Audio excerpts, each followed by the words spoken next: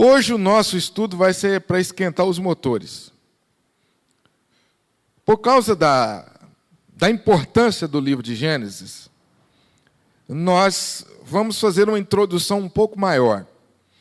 Então, no primeiro momento, o meu objetivo é dar a você uma visão geral do livro. Os temas principais do livro, para depois nós entrarmos no estudo dos capítulos e dos versículos. Então, hoje nós vamos fazer uma introdução geral, algumas considerações gerais, e nós vamos estudar Gênesis capítulo 1, versículo 1 e 2. Então, hoje, versículo 1 e 2 do primeiro capítulo, mas antes nós vamos entrar na parte geral da introdução. Muito bem. A introdução tem aí uma síntese daquilo que eu já comecei a falar para você, que esse pode ser considerado o livro mais importante que já foi escrito. Porque no livro de Gênesis você tem o fundamento daquilo tudo que vai vir a seguir. Você tem o fundamento em Gênesis de toda a doutrina bíblica. Todas as doutrinas que você vai encontrar nos outros 65 livros da Bíblia, elas estão de forma embrionária, como sementes aqui.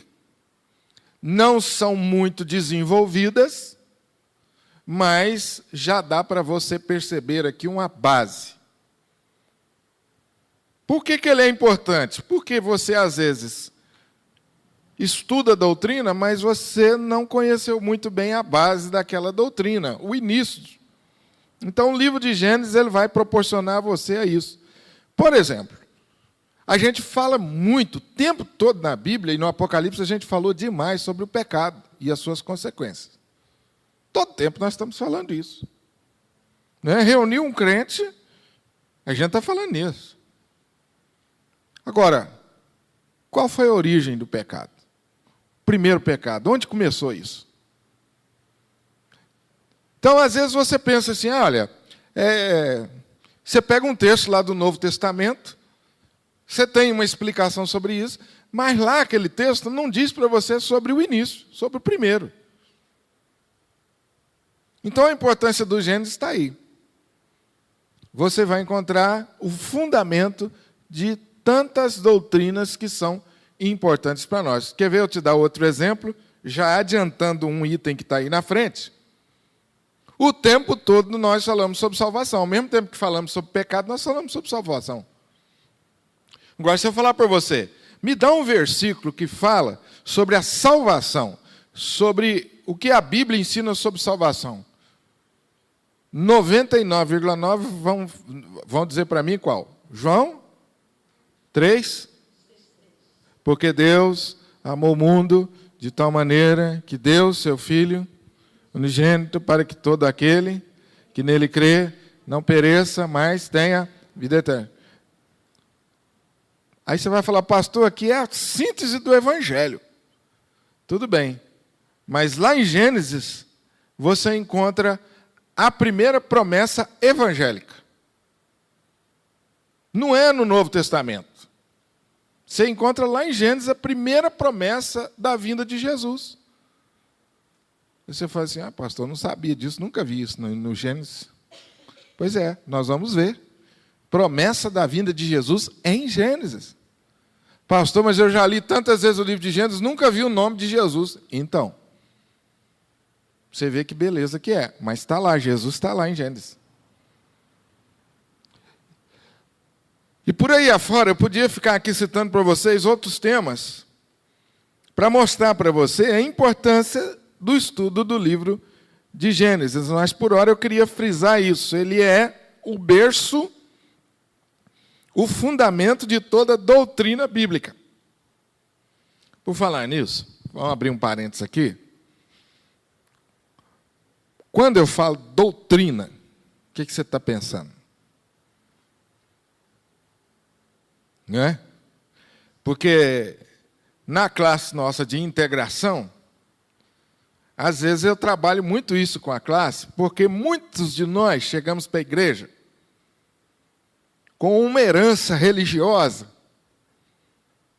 e nós não entendemos muito bem esse negócio de doutrina. Por exemplo, eu tenho amigos de outra igreja, inclusive de igrejas pentecostais. E eles têm lá um hábito de perguntar para você assim, os meus amigos, os meus irmãos, qual que é... A sua igreja não tem muita doutrina, não, né? Quando eles têm mais intimidade, eles falam, sua igreja não tem muita doutrina, não. Eu falo assim, por que não? Aí eles ficam meio sem graça e falam assim, tem umas mulheres lá que usam batom, tem lá umas mulheres que, né, corta cabelo. Eles entendem, alguns, não são todos, entendem que não cortar o cabelo, vestir calça, não vestir calça, usar vestido, não vestir, chama-se doutrina. Para eles, doutrina é isso. Quando, na verdade, isso não é doutrina. Isso chama-se usos e costumes. Eu não critico, por quê? É uso e costume da igreja. E quem está lá, está porque aceitou. Porque quando entrou, sabia. Então eu não critico, não entra nesse debate, não. Aí quando tem um tempo, eu explico para a pessoa, não, você está enganado. A nossa igreja tem muita doutrina. E o que eu quero dizer para eles quando eu digo doutrina? Só acabar de completar o raciocínio dali. O que eu quero dizer para eles quando eu digo doutrina? O que significa doutrina? Doutrina são as verdades básicas que constituem a nossa fé. Em outras palavras, imagine um exemplo. Imagine um grande edifício, bonito, todo enfeitado, bonito, que chama atenção. Você não vê a base daquele edifício. Você não vê os pilares, eles estão cobertos. Você só vê o embelezamento externo. Não é? Mas você sabe que lá tem bons fundamentos e boa base. Você sabe. Você quer construir uma casa, você vai se preocupar com os fundamentos e a base. Porque são os fundamentos e a base que sustentam o edifício. Doutrina é a mesma coisa dos fundamentos e da base de um edifício. O que sustenta a sua fé são as verdades fundamentais. Essas verdades fundamentais, elas são as colunas, a base do edifício da sua vida cristã. Quando eu falo assim, quais as doutrinas, eu estou falando da base da sua vida cristã e da sua fé. Isso que está lá por baixo. Eu não estou falando da parte externa, eu estou falando da base. Eu não estou falando se você corta cabelo, se você não corta, eu não estou falando do jeito que você canta ou não canta. Isso é externo. Eu estou falando da base, lá da essência. Exemplo de doutrina, já falei uma, pecado é uma doutrina. O que a Bíblia ensina sobre o pecado? O que a Bíblia ensina sobre salvação? Isso é doutrina. Salvação é doutrina, pecado é doutrina. Me dá exemplo de outra doutrina. Predestinação. Você gosta de complicar, Cássio. Você queria me complicar. Eu sei. Depois do culto a gente conversa, faz uma oração juntos. Mas essa é uma doutrina também, que eu gosto de chamar de eleição. Não me pergunte isso agora, hein? Que isso não é estudo de hoje, tá? Depois vocês perguntam para o presbítero José Maria, ali, professor de escola dominical, ali ele já está assim. Dá uma doutrina aí para mim, outra, para ver se vocês entenderam o que eu estou falando, porque senão eu vou ter que explicar tudo de novo. Fala logo.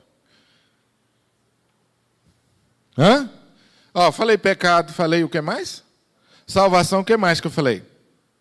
Gente, a doutrina fundamental está na base da nossa fé. Eu falei sobre isso na quarta-feira. Vamos lembrar qual que eu falei, qual que é o assunto de quarta-feira passada, da última quarta? Pode falar, Alana? Pode falar, não tem medo de errar. Qual foi o assunto que nós falamos, gente? Terminamos o Apocalipse e depois começamos outros. Oh, amém. Ressurreição. Se Cristo não ressuscitou, é o quê? Vã a nossa fé. Então, se você tirar a ressurreição, a fé desmorona. Então, a ressurreição é uma doutrina básica. Concorda? Outra doutrina para acabar. Tem a mais importante até agora que vocês não falaram. Não, batismo é importante, mas não é fundamental, não. Mas é uma boa doutrina também. Faz parte da doutrina. Santa Ceia é uma doutrina. Gente, Jesus Cristo é uma doutrina fundamental. O que nós cremos acerca de Jesus? Você pensa que todo mundo aceita o mesmo Jesus que nós aceitamos? Você está muito enganado. Muito enganado. Você não precisa ir muito longe para você ver que as pessoas têm um entendimento completamente diferente do entendimento de que nós temos a partir da Bíblia. Então, a pessoa de Jesus e a sua obra é uma doutrina fundamental. Bom, gastei esse tempo para explicar para você que Gênesis é o berço dessas doutrinas fundamentais. E nós vamos ver um pouquinho delas. Algumas nós vamos mencionar, algumas a gente vai entrar mais a fundo, porque o texto nos diz. Daniel.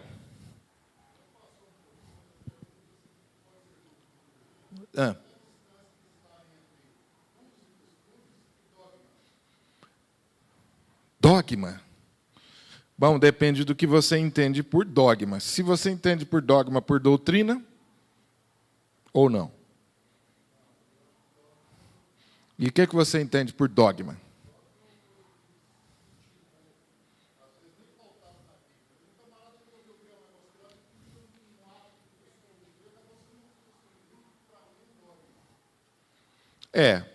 A palavra dogma tem mais de um sentido.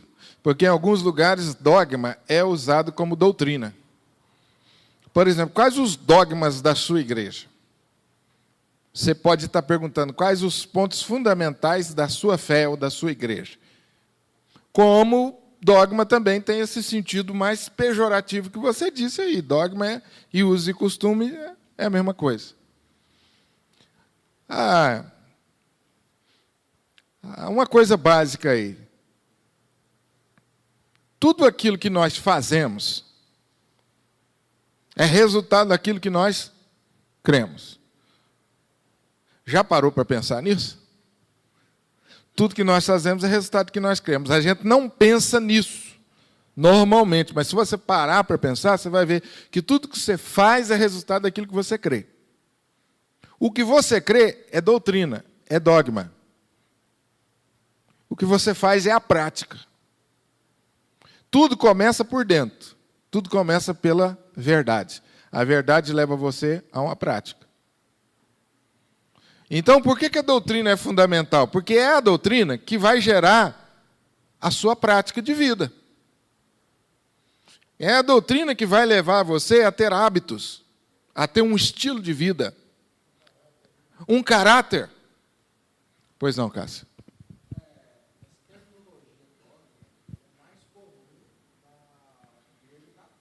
Sim. Sim. Certo. Ok. Obrigado. Boa explicação. O Cássio está dizendo aqui muito bem que dogma é uma expressão muito usada na Igreja Católica, se referindo aos dogmas papais, aquilo que o Papa entendia que a Igreja deveria querer aceitar. Então, se dizia dogmas papais. Em outras palavras, doutrinas que o Papa entendia que deveria ser da Igreja. Por isso que eu digo que dogma e doutrina muitas vezes se misturam. Mas o que o Daniel está querendo dizer é que tem sentido que dogma aí é usado no sentido de que uma coisa que o homem criou, uma coisa da igreja, que não tem necessariamente base bíblica. Ok? Bom, eu espero que a gente não tenha perdido tempo, que tenha trazido alguma contribuição, porque eu me preocupo quando a gente fala assim, doutrina bíblica. Qual é a diferença? O que a gente está falando? Doutrina bíblica, né? Teologia.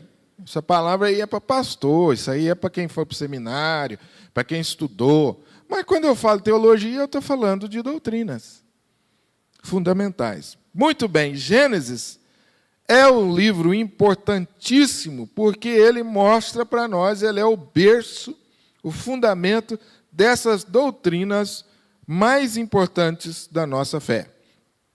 Quando nós rejeitamos a autoridade de Gênesis, nós então jogamos por terra toda a nossa base espiritual.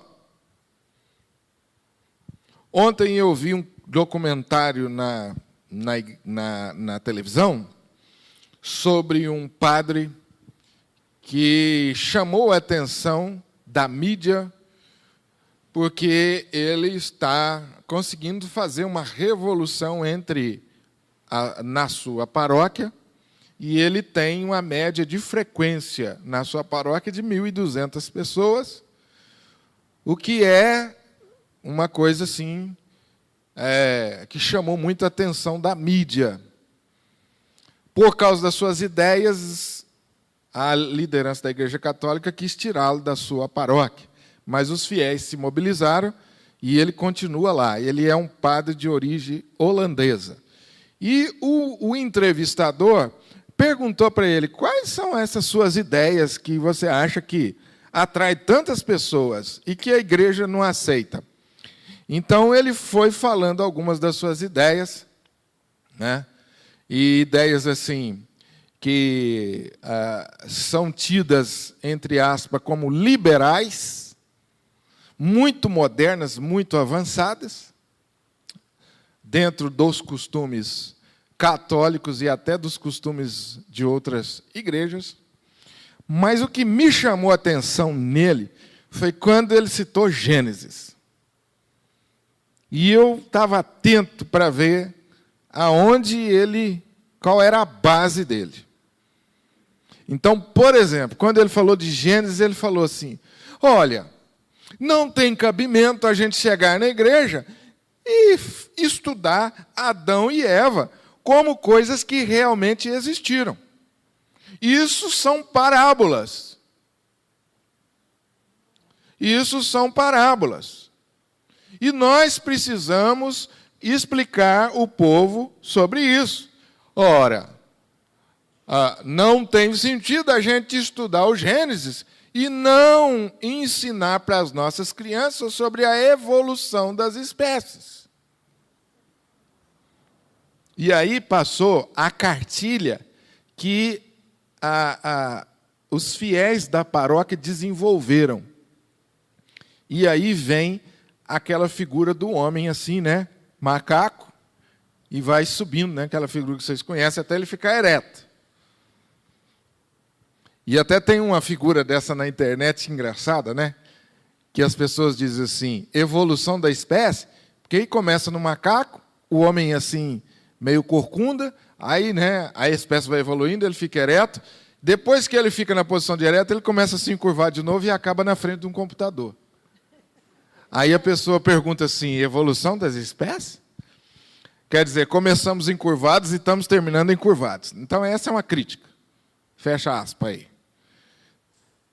Então, quando esse padre explicou as suas convicções e aquele passo para a paróquia, eu percebi que ele pegou o Gênesis e considerou todo o ensino de Gênesis como figurado. Na verdade, não houve Adão e Eva. Aquilo é figurado. E ele vai pegando tudo isso como símbolo. Em outras palavras, ele deu um chute bem forte em toda a doutrina bíblica. Toda a doutrina bíblica. O estudo dele, a filosofia que ele passa, ele é muito mais humanista e positivista. e eu ouvi um pedaço do sermão dele. Ele é uma pessoa comunicativa, já de idade, ainda tem um sotaque um pouco holandês, mas ele se comunica bem, mas os sermões dele são positivistas, são humanistas. Por quê? E está lá enchendo a paróquia. Agora, o que me deixou assim triste demais foi que no final da entrevista ele diz assim: ora, nós temos que finalmente convencer de que Deus não é tão poderoso assim e que ele precisa do homem para cumprir os seus propósitos. Aí eu falei assim: agora, meu amigo, dá licença que eu vou jantar, vou comer meu ovo frito. Aí...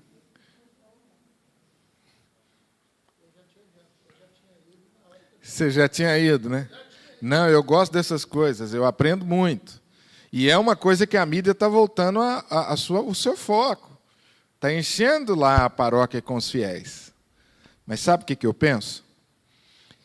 Ele vai conseguir manter essa paróquia cheia por algum tempo, mas depois vai vir uma frustração danada. Porque se você não aceita Gênesis, como está revelado ali, você tira Deus da parada e você coloca o foco no homem. Vai chegar uma hora que esse homem vai se convencer de que só sem Deus ele não é capaz. Mas ele deixou Deus lá atrás. E aí ele vai entrar em crise. Ele falou: meu Deus, não dá. E aí, sabe o que ele vai fazer? Ele vai desistir de igreja, ele vai desistir da fé, ele vai desistir de tudo. Porque o padre, de uma maneira muito bonita, entre aspas, ele tirou Deus da jogada, diminuiu Deus e exaltou o homem. E aí ele faz obra social uma atrás da outra. Baseado no quê? Deus precisa de nós. Até aí tudo bem, Deus quer nos usar, mas falar que Deus não é tão poderoso assim, aí ele... é complicado, não é? Estou fazendo essa introdução só para você ver que Gênesis é o fundamento. Como começa Gênesis? Criou? É o primeiro substantivo que aparece na Bíblia, Deus. Tudo passou a existir por causa da sua vontade. Tudo é sustentado por causa da sua vontade. Então, se você tira Deus da parada, o homem está sozinho, tentando resolver os seus problemas, tentando resolver suas crises. Quando você estuda Gênesis, bom, vamos... sim, mais uma frase aí. Quando o homem rejeita a autoridade de Gênesis, ele literalmente não sabe de onde vem e nem para onde vai. Hoje nós cantamos um cântico aqui que fala sobre isso, né? Como que é? Aqui eu anotei. Se não for para te adorar, se não for para te servir, por quê? Eu nasci e por quê? Estou aqui. Duas perguntas básicas que o ser humano faz. Por que eu nasci? Por que eu estou aqui? E tem uma terceira, para onde eu vou? São as três perguntas fundamentais. Por que as pessoas estão perdidas? Exatamente porque não tem resposta para essa pergunta. Por que eu estou aqui? Aliás, por que eu nasci? De onde eu vim? Como que eu nasci? Qual que é a minha origem? Qual é a razão da minha existência? Por que eu estou fazendo aqui? E quando essa vida acabar, para onde eu vou? Essas três grandes preocupações do homem. Embora muitas vezes ele não sabe. Você quer ajudar uma pessoa? Comece ajudando ele a responder essas três perguntas. Quem é você? O que você está fazendo aqui? Para onde você está indo? Se você conseguir levá-la a responder essas três perguntas, você deu sentido à vida dele. Gênesis trata exatamente disso. Quem nós somos? De onde nós viemos? Por que nós estamos nesse mundo? E para onde nós estamos indo? Gênesis tem essas respostas básicas. Amém? Bom, até agora eu espero que eu tenha conseguido convencer você a não faltar dos estudos seguintes. Você viu a importância do Gênesis. Realmente é fascinante o estudo de Gênesis. Gênesis é uma palavra, a palavra Gênesis significa origem. Nele você encontra a origem do universo, do sistema solar, da vida, do homem, do pecado, origem do casamento, origem dos idiomas, origem da indústria, origem do governo, origem da religião e origem da nação de Israel, que ocupa grande parte da Bíblia. 10 vezes no livro de Gênesis, nós encontramos a história de várias gerações. A palavra geração aparece muito no livro de Gênesis. Significa origem. Então vem aí a geração do universo, a geração de Adão, geração de Noé, geração dos filhos de Noé, geração de Terá, geração de Ismael, geração de Isaac, geração de Esaú, geração de Jacó. Tudo isso você encontra em Gênesis. Geração aí significando a origem. O autor do livro de Gênesis, Moisés, ele é o autor dos 5 primeiros livros da Bíblia que nós chamamos de Pentateuco. Penta é do grego 5. Euco vem de lei. Então, 5 livros da lei. São 5 primeiros livros. Gênesis, Êxodo, Levíticos, Números e Deuteronômio. Normalmente, os judeus se referem aos 5 primeiros livros da Bíblia como Moisés e os profetas. Você vai encontrar essa referência em Lucas, os discípulos ou os judeus chamando os 5 primeiros livros da Bíblia de Moisés e os profetas. Já falei um pouco sobre Gênesis como a base da doutrina bíblica, aí você pula esse item aí e você vai aí para o item 4. 3 coisas importantíssimas que podem ser ditas a respeito do livro de Gênesis, como revelação de Deus. Gênesis é uma grande revelação. Quando eu falo revelação, eu estou querendo dizer a iniciativa de Deus de se dar a conhecer ao homem. Então, Gênesis é uma grande revelação. Ou seja, Gênesis é um dos livros em que mais você conhece sobre Deus. Jamais o homem poderia chegar ao entendimento por ele mesmo acerca do que Gênesis ensina sobre Deus e sobre a sua criação.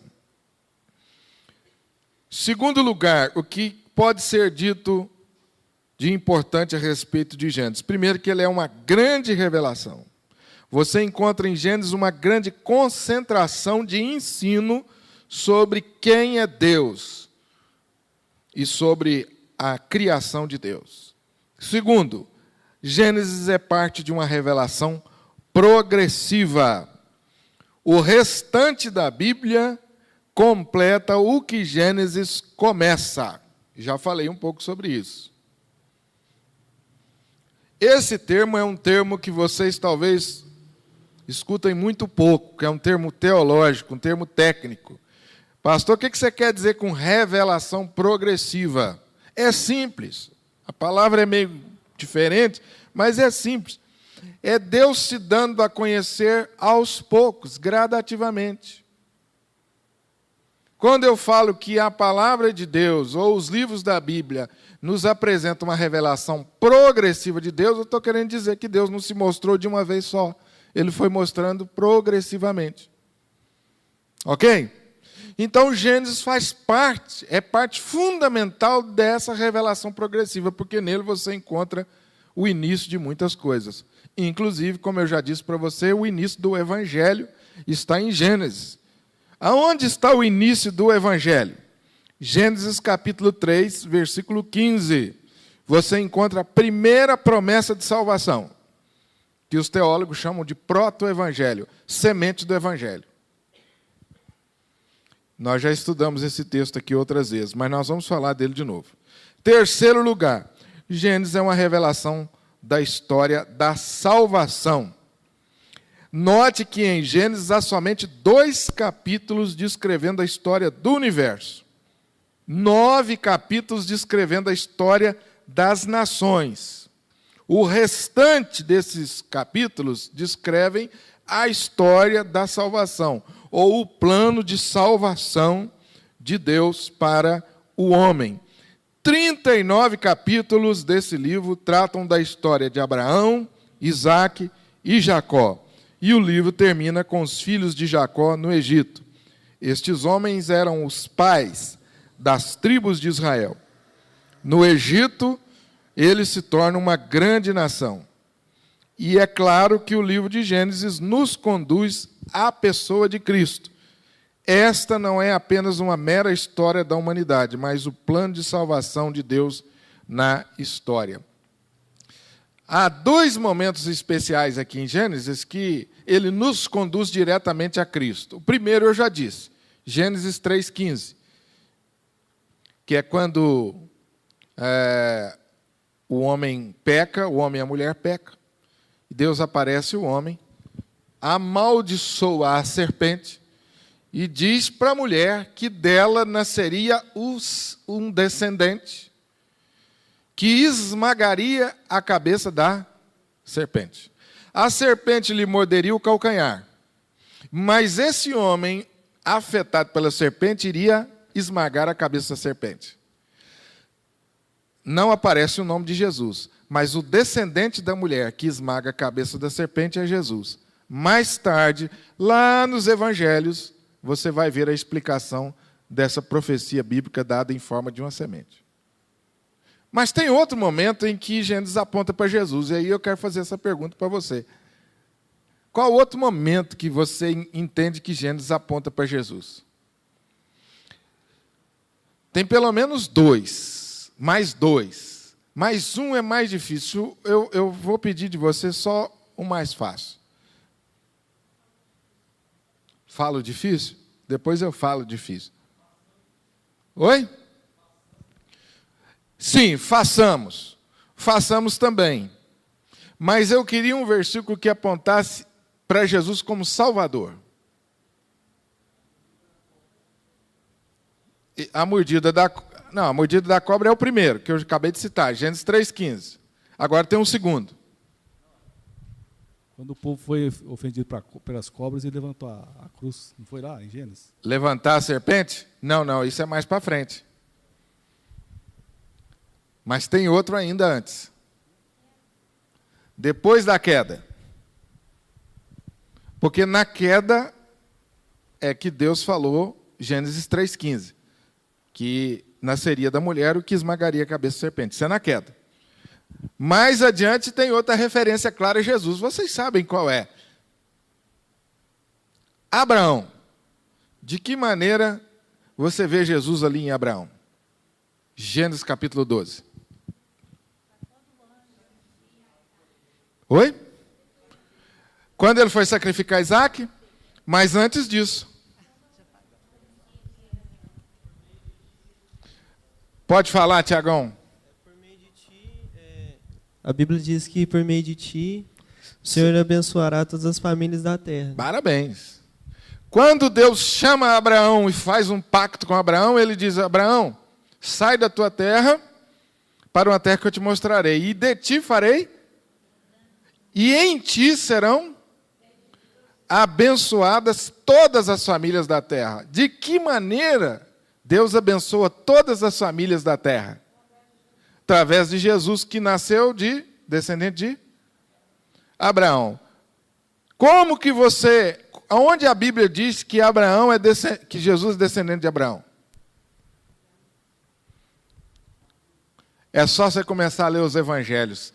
Aí você entende, porque as pessoas dizem: pastor, não sei para que aquele monte de nome ali, aquela genealogia, aquela parte lá eu pulo. Não pula não, que isso aí é importante. Lá você vai ver que Jesus é descendente de Abraão. E aí você entende por que em Abraão ia ser bendita todas as famílias da terra. Vocês estão vendo como Gênesis é maravilhoso? Você já vê Jesus aí, o tempo todo.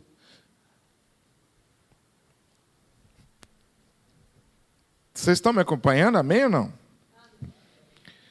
A estrutura de Gênesis. Eu achei interessante isso aí. Para você ter na mente, o que é o livro de Gênesis? Todo.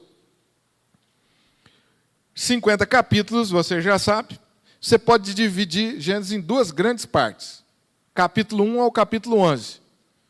Fala sobre a origem do homem, a origem da raça. E do 12 ao 50, fala de Abraão e seus descendentes. Do versículo 1 ao versículo 11, você vê a criação do homem, e você vê a queda do homem, e você vê os resultados da queda, os resultados do pecado, de 1 a 11. Então, os capítulos de 1 a 11 de Gênesis mostram para nós que o homem precisa de um Salvador. E do 12 ao 50, Deus está preparando o caminho para a vinda do... Eu preciso parar aqui para saber se vocês estão me acompanhando. Se não tiver, você fala, pastor, volta a fita que eu não estou entendendo. Quero que vocês entendam para a gente entender as grandes duas divisões de Gênesis. Do 1 ao 11, mostra para a gente o homem sendo criado, no estado de perfeição, o homem caindo, e depois da queda do homem, a degradação do homem. Tem dois eventos em Gênesis que mostram a degradação do homem de uma forma radical. Dois eventos em Gênesis. Vamos ver se vocês lembram. Babel e dilúvio. Mostra para a gente até onde o homem foi afundando no pecado. E isso é do 1 ao 11. Então, do 1 ao 11, Deus mostra para nós que estamos lendo a Bíblia que o homem precisa de que a humanidade precisava de um Salvador. Primeiro, porque ele desobedeceu, quando teria a oportunidade de escolher a obediência, ele escolheu desobedecer. Segundo, porque depois que ele desobedeceu, a coisa se complicou cada vez mais. Ele nunca conseguiu resolver o seu problema de pecado. Ele criou um problema que ele não conseguiu resolver. Pelo contrário, cada vez ele foi fundando. Então, Gênesis de 1 a 11 mostra que o homem precisa de um redentor. E do 12 até o 50 mostra como Deus está preparando o universo, o mundo, para a vinda do redentor. E aí você vê a história de Abraão, quem mais? Isaac e Jacó. Por que, pastor, que a Bíblia conta essa história? Para você entender aí a origem do plano de salvação. A origem do plano de salvação está aqui. Começou com Abraão, a história. Tranquilo aí ou não? Do capítulo 1 ao 11, você tem aí 5 eventos importantes. A criação, capítulo 1 e 2. A queda, capítulo 3. Caim e Abel, capítulo 4 e 5. O dilúvio, do capítulo 6, 7, 8 e 9. E Babel, 10 e 11. Aí você tem a subdivisão do capítulo 1 a 11. Tranquilo aí, gente? Amém ou não? Amém. Do 12 a 50, você tem 3 grandes subdivisões. A história de Abraão, a história de Isaac e a história de Jacó. Dentro da história de Jacó, um destaque especial a história de José, que todos nós já conhecemos um pouco. Uma história maravilhosa, como descendente de Abraão. Você já observou quantas vezes aparece a expressão na Bíblia Abraão, Isaac e Jacó? Não é só no Velho, é no Novo. Aí você pergunta, mas por que tem que ficar repetindo esses nomes, hein? Abraão, Isaac e Jacó. A Bíblia está reverenciando as pessoas? Não, não é só isso, não tem nada a ver com isso. Quando a Bíblia fala Abraão, Isaac e Jacó, ela está querendo levar você a pensar na história, no plano de Deus durante toda a história para salvar você. Não foi uma coisa que Deus começou assim. Existe um ramo da teologia, que eu não vou falar a igreja que diz que o plano de salvação foi um plano que Deus arrumou de última hora na cruz, quando ele viu que o homem não tinha condição de se salvar. Então Deus arrumou um plano de última hora. Mas isso joga a Bíblia no chão também, porque você percebe que desde o início, Deus já estava preparando o caminho para a vinda de um Salvador. Então, Deus pensou em você muito antes de você nascer. Aí você lê a carta de Paulo aos Efésios e fala assim: nós fomos eleitos antes da fundação do mundo. Você fala assim, misericórdia, o que significa isso? Eu fui eleito antes da fundação do mundo? Antes da fundação do mundo, antes que houvesse nada, Deus já tinha um plano para te salvar. Mas eu, pastor, exatamente, o seu nome estava no coração dele. Pastor, mas o meu nome é... E vocês lembram no Apocalipse que nós estudamos a pedrinha branca? Que vai vir escrito o seu nome?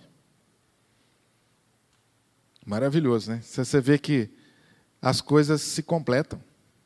Não se contradizem. O Apocalipse do Gênesis. Maravilhoso demais, não é? Gênesis 1 e 2. Capítulo 1, versículo 1 e 2.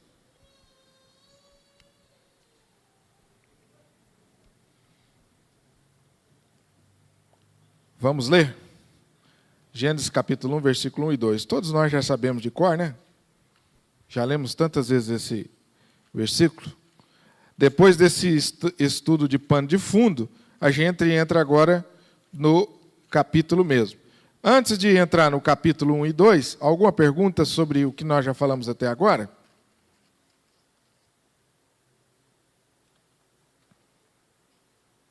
Tudo que nós falamos até agora foi uma visão geral de Gênesis. Agora que nós já olhamos de cima o livro de Gênesis, agora nós vamos entrar dentro dele. Já vimos a casa por fora, agora vamos entrar dentro dela. Tá? Você já sabe que ela tem 50 cômodos, já sabe como que ela é dividida. Agora você vai entrar por ela, pela porta da frente, conhecendo cada cômodo da casa. No princípio criou Deus os céus, a terra, porém, estava sem forma e vazia, havia trevas sobre a face do abismo, e o Espírito de Deus pairava por sobre as águas. Nenhum homem poderia saber por experiência ou por pesquisas as coisas que estão relatadas aqui nesse trecho bíblico. Deus mesmo se encarregou de dar conhecimento ao homem acerca da sua criação. Deus fala ao homem de muitas maneiras. Hebreus capítulo 1, versículo 1. Contudo, parece lógico que ele iria nos dar esta revelação de forma escrita e permanente. É por isso que a Bíblia é um inestimável tesouro. A fé na palavra de Deus, ou a fé na Bíblia Sagrada, é a única prevenção verdadeira para não cairmos no erro. Crer no relato de Gênesis capítulo 1, versículo 1, nos livra dos maiores erros da história do homem.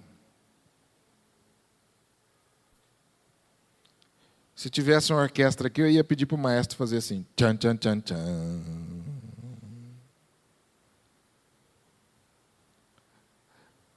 Crer em Gênesis capítulo 1, versículo 1, livra você dos maiores erros que já foram cometidos na história.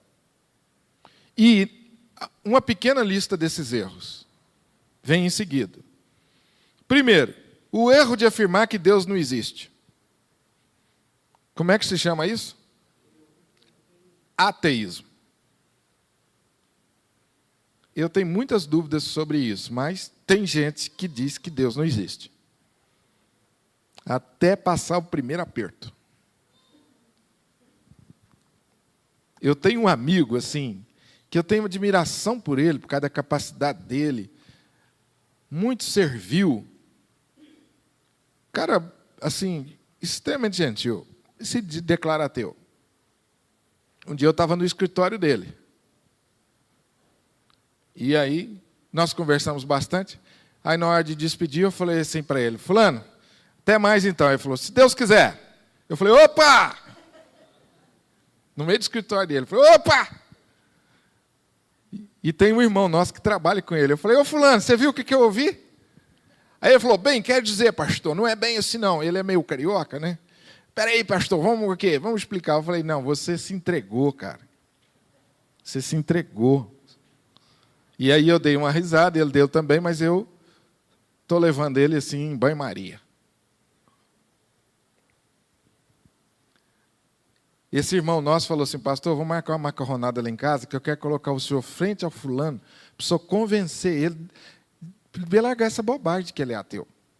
Eu falei assim: olha, eu quero muito essa macarronada, mas não me conta para me convencer. Ele disse: não. Pode me convidar. Nós vamos sentar, bater papo, vamos nos tornar amigos. O que vai convencer esse nosso amigo de que Deus existe é o seu testemunho, cara. Você acha que em meia hora, depois de comer uma macarronada, eu vou convencer o seu amigo de que Deus existe, cara? Pode esquecer. Não conta comigo. Agora, para comer a macarronada, nós vamos tranquilo. Mas, se você não conseguir pelo seu testemunho lá, o dia inteiro com ele, e agora com o meu também, não vai ser meia hora de papo com ele, não, cara. Mas, na verdade, eu duvido que... Eu fico muito com o pé atrás quando a pessoa diz assim: eu sou ateu. Segundo erro, agnosticismo. Já tem você já deve ter visto uma religião aí com esse nome. Tem templo e tem tudo. Os agnósticos afirmam que ninguém pode saber se Deus existe. Na verdade, Gênesis capítulo 1, versículo 1, assume que todo homem, por natureza, sabe que Deus existe. Politeísmo. Outro grande erro. Você sabe também um pouco da história e sabe quantas nações praticam o politeísmo ao longo da história, até hoje. A maior parte da humanidade acredita em muitos deuses, mas Gênesis capítulo 1, versículo 1, fala de um... Me fala uma grande nação que acredita em muitos deuses. Todo mundo fala a mesma nação. A Índia. Grande parte desse mundo nosso está nesse erro. Acredita em muitos deuses. Isso é um erro grave. Panteísmo. Eita, essa filosofia você vê na televisão toda hora e não sabe.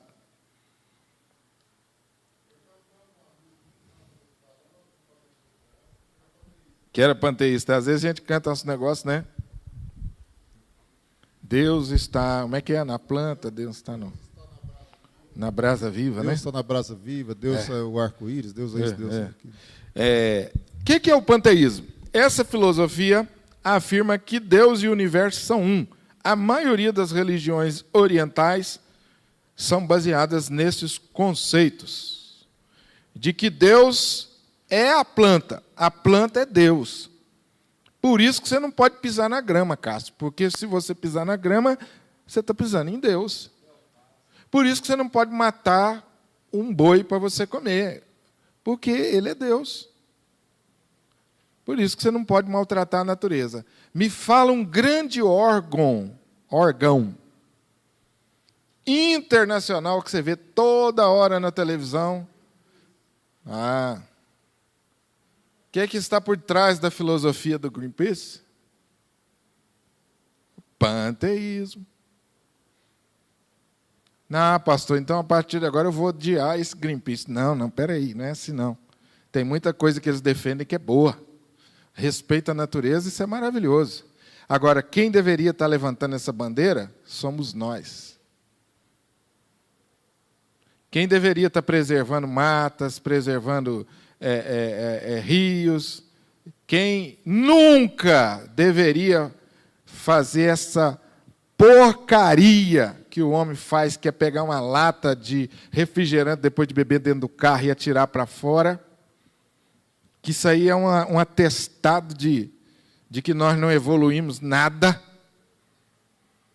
Se é uma coisa que me deixa triste nessa vida, é isso. Eu falei para vocês uma situação que eu vivi com isso, né? Falei, não? Não, eu estava chegando em casa e tinha uma pessoa dirigindo o carro e eu fui acompanhando ele, tomando a cerveja dele. Aí, quando ele chegou na porta de casa, ele fez assim, pum, com a latinha na porta de casa. A ira subiu, viu, gente? Sabe quando o sangue vai lá no topo? Aí eu fiz o que muitos crentes fazem, né? Que cara abençoado, né? Não é nada, a gente queria falar outra coisa. Mas a gente fala abençoado, né? Você já viu isso, né, Zé Maria? O crente não xinga, ele fala abençoado. Gente, mas eu fiquei tão irado com aquilo. Aí ele encostou o carro dele assim no quarteirão de baixo. Eu peguei a latinha e fui lá entregar para ele. Eu não resisti. Eu falei, eu vou entregar a latinha para ele, que essa latinha não é minha, é dele. Mas eu não encontrei mais. Mas o carro dele estava todo aberto. Ainda tinha um resto de cerveja na latinha.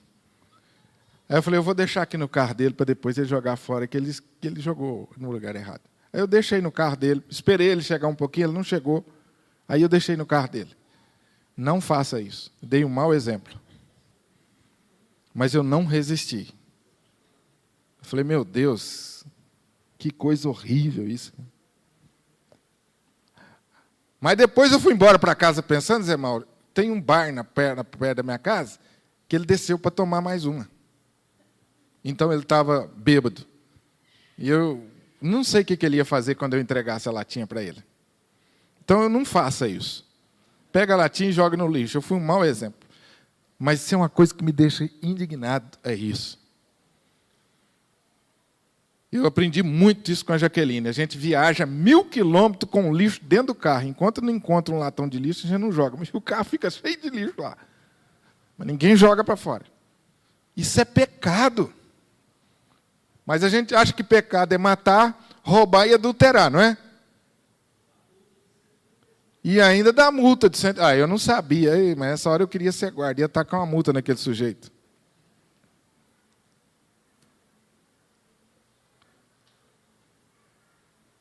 Mas o panteísmo entende isso, que Deus é a planta. Ele não entende que Deus criou a planta. Ele não aceita que Deus criou o homem e que Deus está no nível superior, embaixo o homem e embaixo a planta. Para o panteísta, o homem está no mesmo nível da natureza. Por isso que você vê crescer no mundo inteiro esse zelo pelos animais. Você já viu que hoje tem cachorro muito mais bem tratado do que gente? Não já? Vocês já viram muitos isso. Aí a gente fala assim, nossa, que coisa maravilhosa. Ó, cuidado com os animais. Aí passa perto do mendigo e não dá nem um tostão, não faz nada por ele. Mas gasta uma grana danada com o cachorro. E a pessoa acha que ele está por cima. Só que isso é um equívoco nosso. Não que você tenha que descuidar dos animais. Você tem que cuidar dos animais. Mas você nunca pode colocar um animal no mesmo nível do homem. Porque a Bíblia diz que ele foi criado à imagem e semelhança de Deus. O panteísta não aceita isso. Todos nós somos criados à imagem e semelhança de Deus. Tudo é Deus, não tem esse negócio não. O homem não é superior ao cachorro, não. E gente que me pergunta na igreja se o cachorro dele vai para o céu, que ele gosta tanto do cachorro.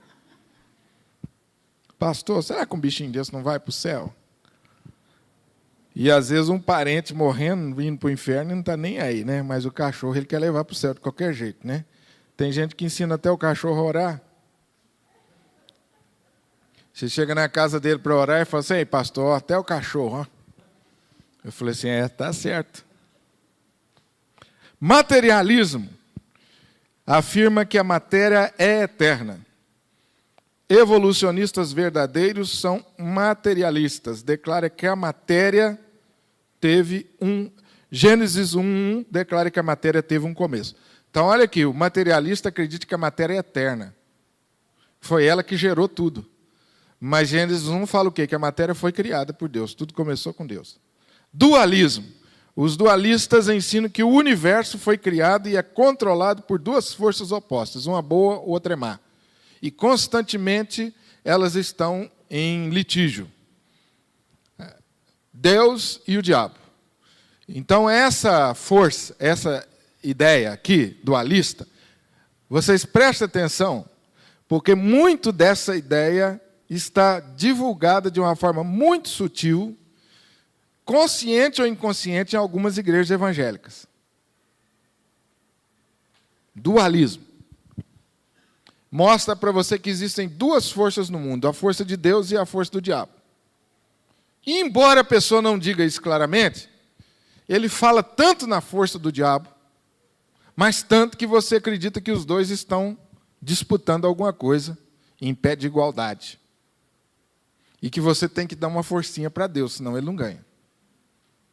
Você faz parte do time de Deus, do lado de Deus. E Deus tem que levantar um exército poderoso para conseguir vencer o diabo. Cultos em que você exalta mais... Hã? Quem? Não sabe. Muitos não têm nem consciência. Por isso que eu falei, você não tem consciência. Mas isso é uma excelente maneira de você manipular as pessoas. Isso é uma excelente maneira. Aí eu não sei, viu, Daniel? Não vou julgar se a pessoa está fazendo isso consciente ou inconsciente.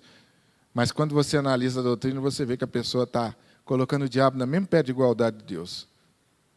Deus, o diabo existe? Existe. Ele é uma força poderosa? Existe. Mas ele está abaixo de Deus. Não existe equivalência de força entre Deus e o diabo. Nunca existiu. E isso foi que o Apocalipse mostrou para a gente, né? O diabo só age quando Deus dá corda. E no final, Deus, com o sopro de sua boca, ele destrói o diabo. Amém, gente? Vocês estão cansados, né? Essa multidão de outros ismos, essa e uma multidão de outros ismos, são destruídos por uma simples declaração de Deus. O homem sem uma revelação inspirada é como um navio sem bússola. Imagine só se não tivesse na Bíblia Gênesis 1:1. Tira Gênesis 1 da Bíblia. Como é que a gente estaria hoje? Cássio? Já parou para pensar nisso? Coisa maravilhosa. Quando Deus inspirou Moisés, falou: Moisés, registra aí, ó. Eu criei. No princípio, criou Deus, os céus e a terra. Pois não, Cássio? Cadê o microfone para o Cássio? Obrigado, viu, Esteban? Só um comentário, pastor.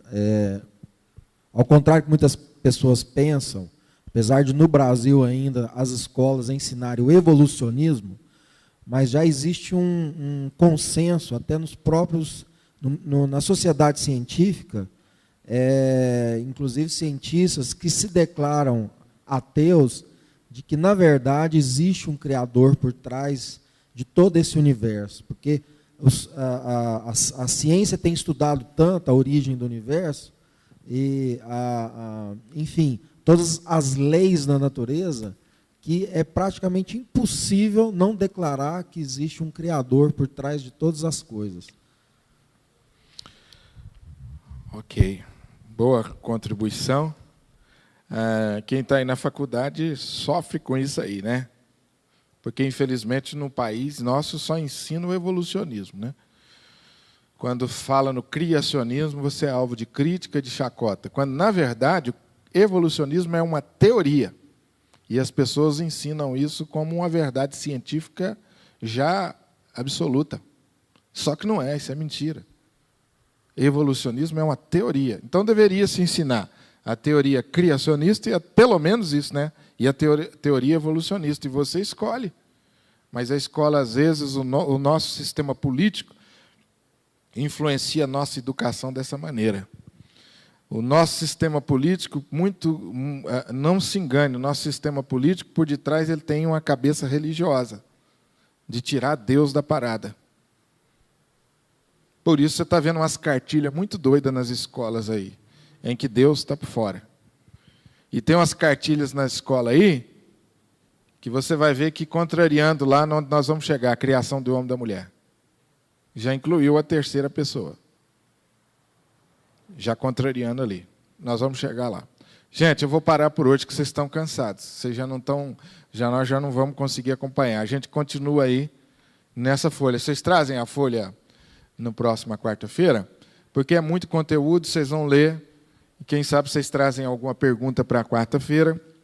Agora, eu queria pedir você que lesse o livro de Gênesis, porque nós só fizemos aqui, só esquentamos os motores. Para você ver que o negócio aqui é muito bom, os temas que nós temos, né? Só Gênesis 1 até agora. No princípio criou Deus. Ainda não acabamos nem Gênesis 1. Mas a gente continua na quarta-feira dentro do restante dessa folha. E se der tempo, eu entro na folha seguinte, no próximo assunto nosso. Tá? Dê uma olhada nessa folha e, principalmente, leia o livro de Gênesis para você aproveitar o máximo possível. Amém, gente?